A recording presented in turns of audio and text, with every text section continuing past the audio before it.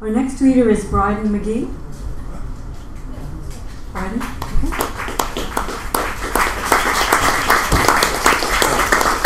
I think I'm going to rely on my usual outside voice because I just don't know about holding the microphone. These are just a couple of poems. The second one is about a very specific thing. We've all had the phenomenon of seeing a permanent mark on a whiteboard, and that's an analogy lots of counselors and people in therapy use to talk about how really we're veiled by ourselves and to see reality for what it is. And the first one is about the perception of loss and how really there is no such thing as loss because where we are in the given moment is perfect. And I think we, as poets, we've all had that moment of, oh, this is a perfect line, and we don't have a pen to write it down. But then a new poem, the one that's meant to be written, is written. One of the few times I didn't have my pen, the universe flooded my mind with thoughts and feelings and words. Like the smell and taste of a lost lover, poems flowed to the tip of my being. Without my tool to transcribe, they disappeared into the past, never to be captured again. I feel naked without my waterman, lost without my daughter's gaze, or voice to yell from upstairs for a fruit plate after her peppermint cappuccino. Dress shirts hold my pen well, adding a hint of myself to a new look, without work boots and oil-stained shirts covered in sawdust.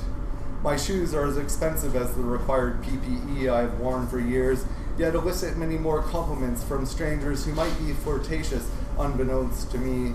Oblivious, I smile and walk away after I catch her name and learn a bit about a life I might be part of, if only I were more mindfully present.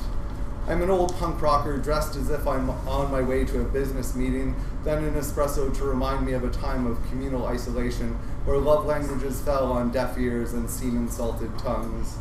I will never be a radical lesbian feminist philosopher, for I am not powerful enough to possess a cunt, nurturing sacred cycles tied to the moon, allowing me to strengthen the community of women who synchronize with each other like magic, while painting mandalas with blood that dries brown, symbols of power. I could never be a socially active anarchist, fighting injustice and the man from the edges of the norm, for I love rules far too much and require the benefits of the provided for me by the big S system.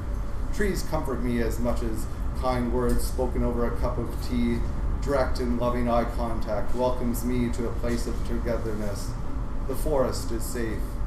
I feel secure writing and greening, allowing some consciousness beyond my own to guide my neb in a rhythmic scrawl tied to my breathing. Interconnectedness to the one is life's purpose, whether it is at poetry night with pints, healing circles that smell of sage, or food not bombs, hot pot of soup on a February Friday. Once a lonely watcher, now I am a talker, forever framed by dim lights on YouTube. The idea of stranger is both choice and construct. Everything is related to the ever-present other, always shaping the performance of narrative as my personal becomes political, my trauma the truth, words my reality. There is no good or bad in the universe, only this or that. These lines are captured in a frantic attempt to channel being as it evolves towards another beginning, forever manifesting as an expression of love. Thank you.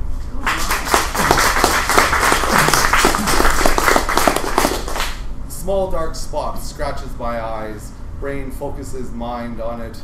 Years of conditioning make it so. Practice does not make perfect, but permanent. Minimizing the beauty of self or others becomes the habitual lens through which I gaze. I might have saved a life on Thursday, made someone's day on Saturday, yet I feel the guilt of a failure for not doing more.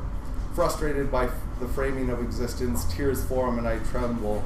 Moving toward enlightenment becomes a perennial quest to see myself and strip away the sense of who I am deep within, removing that which keeps me from becoming who I am meant to be. The whiteboard is alive with possibilities, infinite creative space hanging in the kitchen, joyous expressions waiting to be written, yet I blank over and over and over again. The spot stays and I cry, constantly carrying on beyond past, burdened by the weight of feelings, faces, and familiarity tied to experiences I cannot erase. Thank you. That was powerful. Thank you very much, Brydon.